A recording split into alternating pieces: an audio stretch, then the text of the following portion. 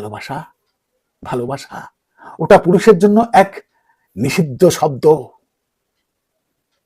দেশে নারী নির্যাতনের আইন আছে, সংগঠন আছে, মোমবাতি মিছিল আছে, কিন্তু পুরুষ নির্যাতনের কথা বললে লোকে হাসে। কারণ নারী নির্যাতন হয় দেহে, যা চোখে দেখা যায়, আর পুরুষ নির্যাতন হয় মনে, তার আত্মায়, যা অদৃশ্য।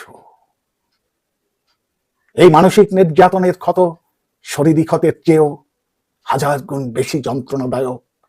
এই নির্যাতন তাকে ভেতর থেকে কুড়ে কুড়ে খায়, তাকে জীবন্ত লাশে পরিণত করে।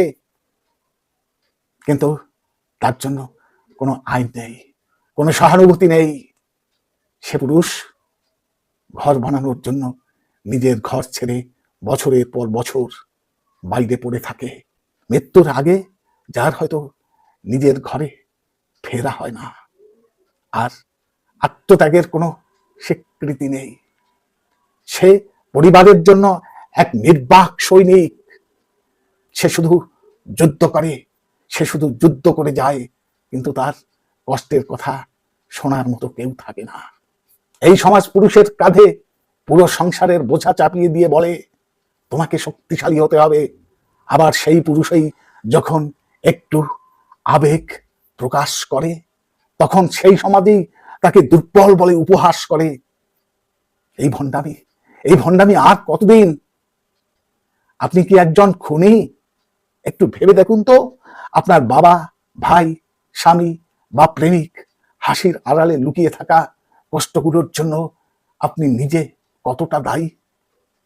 আপনার চাহিদার বোঝা চাপিয়ে আর আবেগকে উপেক্ষা করে আপনি কি তাকে তিলে তিলে মৃত্যুর দিকে ঠেলে দিচ্ছেন না?